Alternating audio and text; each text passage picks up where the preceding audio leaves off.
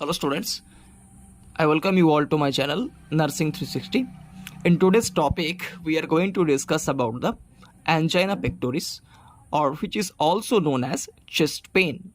So the angina, the term, it is actually derived from a Latin terminology or Greek word that is called angine. It means strangle, and the pectus means chest. So together this both word meaning the strangling of chest. Strangling means we know very well, right? When a person committed any suicide or by strangling or by hanging is a kind of, okay, that's called strangling. So what do you mean by angina pectoris? Let's make it simple. Angina pectoris is a condition where the heart will not get sufficient oxygen due to coronary artery disease, or is a sudden condition where the coronary artery will get spasm. Due to that conditions, there will be a lack or permanent cut off supply of the blood. Okay, then that will lead to a pain sensation which is known as angina pectoris. Okay, what will happen due to the reductions of the blood flow to the heart due to many reasons, either plaque formation, damage of the coronary artery, or spasm of the coronary artery. These three conditions can restrict the blood flow to the heart. Okay, and these three conditions can occur inside the coronary artery. Okay, and that will lead to a pain sensations that is known as angina pectoris. So now we will discuss about the types and the explanations of those types.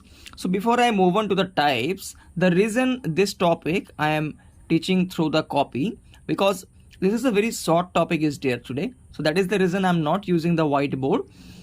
From the next topic onwards, I'm going to use the whiteboard. Okay, so this topic has very short content is there, so that's why I did in copy. So according to the blockage and the blood perfusion, angina pectoris is classified into mainly three types, that is stable angina, unstable angina, and microvariant angina or vasospastic angina. Okay, so let's move on to the explanations to make it simple. Now first type is stable angina. This angina, what happened actually, how it is arising due to any kind of blockage inside the coronary artery which will restrict the blood flow. See, this is the normal artery, this is the blockage artery, coronary artery, right? We have studied in the CAD topic also. So what happened whenever the person will try to do some activity, okay, example like walking, any exercise, or any simple to simple activity, our heart need more oxygen, need more blood supply. The person is doing the work, but here what happened, the blockage is there in the coronary artery, so the blood will get restricted.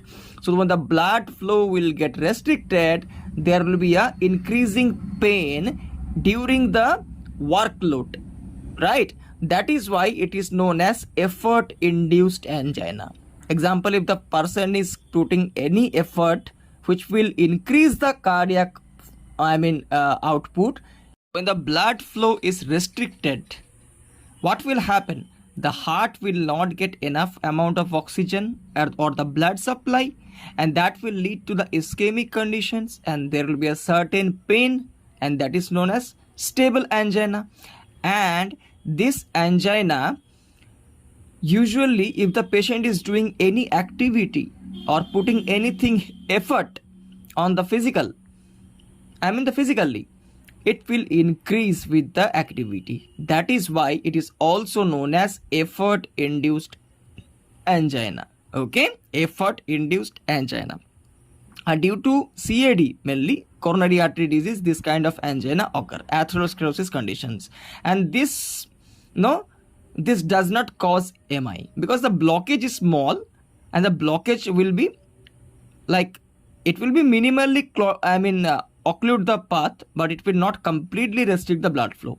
So the persons will have pain, less blood flow, but this will not lead to MI or myocardial infarction. In other hand, we have an unstable angina, right? And this angina is actually is a medical emergency and it require emergency treatment too.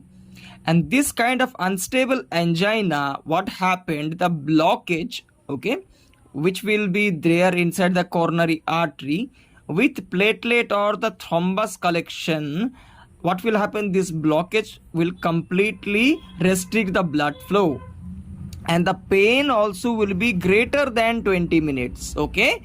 And I mean the episode of the pain will be longer than 20 minutes and this will not released by the relief by the any rest, okay. When the person is taking rest also there is no use, okay, because the artery will be almost 90 to 90% blockage, even 100% blockage also can be there. And due to that conditions, what will happen, the artery wall inside it will get severely damaged and the pain will be lasting more than 20 minutes and which is also known as unstable angina, okay. Hopefully I'm clear enough. The stable angina and the unstable angina, this is also serious, but this is not lead to any MI because the blockage will not move. There will be some path to cross the blood, but in these cases almost maximum blood path will be blocked. And that is also, and also there will be a damage inside the arterial wall, right. And also this will lead to the MI, myocardial infarctions, because the artery will not get sufficient blood flow, the heart will be restricting with the blood flow, and finally it will lead to the permanent damage of the myocardium layer, which will lead to the myocardial infarctions, right, or also known as heart attack. So this will lead to the heart attack if the patient is not treating emergency. Now let's talk about the third type of angina pectoris, that is variant or presmental angina. This presmental angina, it is usually occur at rest, okay. Even the patient is not doing any activity, due to suddenly spasm will be occur inside the coronary artery, okay. I mean what will happen, the coronary artery, it will get suddenly spasm, so that due to that spasm will block the blood flow, okay.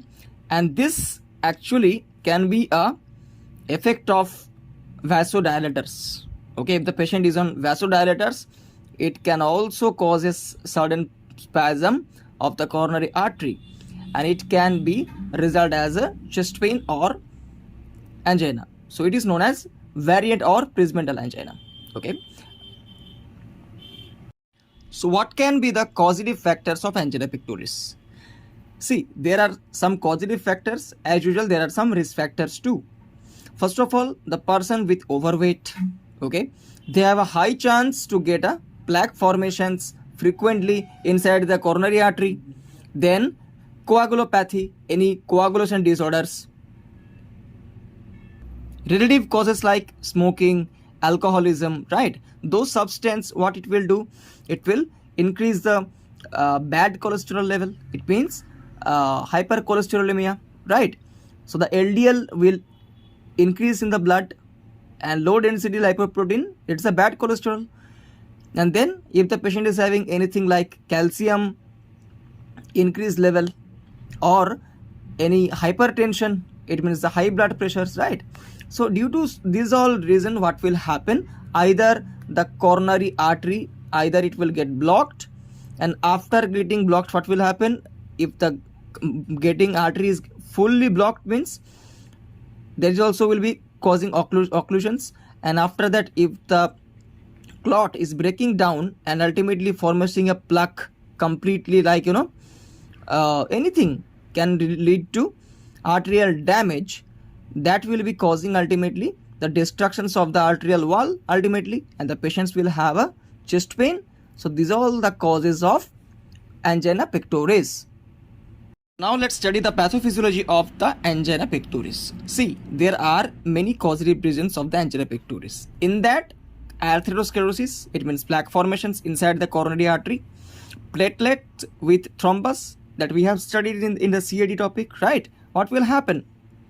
If there is a plaque formations, the platelet will attract towards the this one platelet and WBC, okay, leukocytes. Remember, the both it will get attracts toward the clot and the arterial damage part, and that both will make a thrombus formation, and then anything arterial spasm. So these three causes will lead to obstructions, occlusions of the artery, and sudden obstructions of the artery in arterial spasm in the cases of presmental or variant angina.